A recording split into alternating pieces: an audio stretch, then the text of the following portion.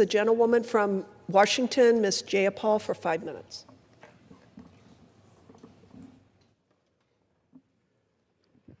Madam Speaker, I rise today to honor the life and legacy of Nancy Nordhoff. Nancy passed away peacefully on January 7th at the age of 93 at her home on Whidbey Island. She was surrounded by her family. She fiercely and steadfastly championed women's rights, literary arts, and environmental causes for over 5 decades.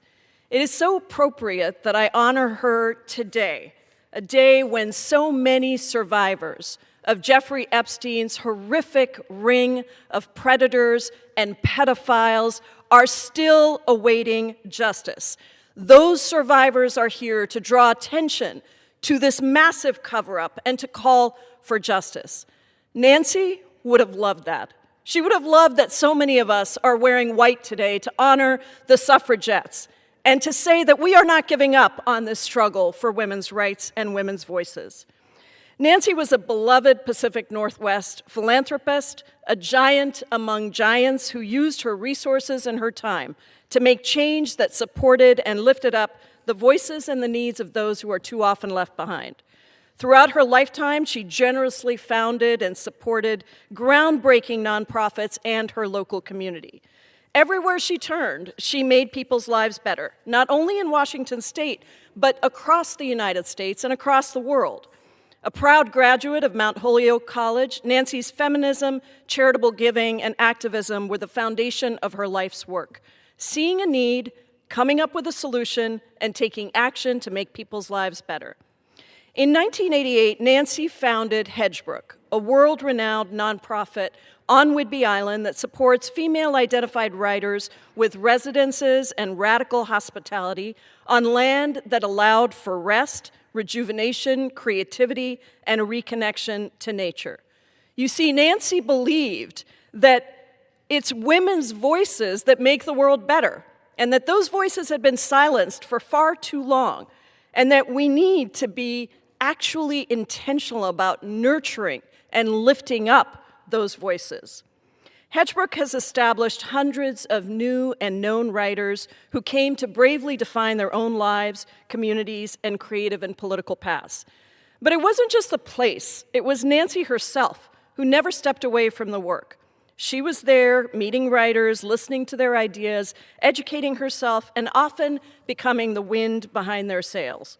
Over 38 years, Hedgebrook has supported a growing and influential alumni community of women authoring change, now over 2,000 writers strong, that has reached millions of people of all ages. Hedgebrook's ripple effect is truly remarkable, and I was fortunate to meet Nancy decades ago through my own residency there, and then later to serve on the board as Hedgebrook grew, and then on the Creative Advisory Council with luminaries and friends like Gloria Steinem. Nancy's philanthropy and environmental advocacy also profoundly shaped her local community's physical and civic landscape. She founded Goosefoot Community Fund to support essential needs, help local businesses grow, preserve historic places and rural landscapes, and connect neighbors. She was instrumental in supporting the Whidbey-Camano Land Trust acquisitions, restoring salmon habitats, and protecting wetlands. Many organizations benefited from Nancy's hands-on support and largesse. She literally loved getting her hands dirty every day, in the dirt, in the gardens, and she was always the last to fold up tables at the end of countless social justice and book events that she made happen. Her humility, her grace, and her compassion were just some of the many qualities that set her apart and made her so beloved. She was also known to support families and individuals in times of need. She mentored many women in nonprofit leadership and philanthropy while championing their creative projects and careers. I was one of those very fortunate ones to have called Nancy a true friend, such a remarkable and constant presence in my life as a supporter in every endeavor that I undertook, from my early work on immigrant rights to my transition into politics. Nancy never wanted acknowledgement, even though she received numerous honors and awards for her life's work, including being designated a Women's History Month honoree by the National Women's History Project and a National Philanthropy Day Outstanding Philanthropist. It is not an exaggeration to say that millions of people who will never know her name have and will continue to benefit from her extraordinary life and legacy.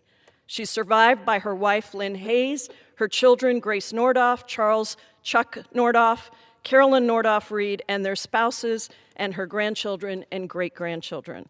We extend our tremendous gratitude to them for sharing her with the world. Her legacy of generosity and kindness will live on for generations to come. I yield back. The chair recognizes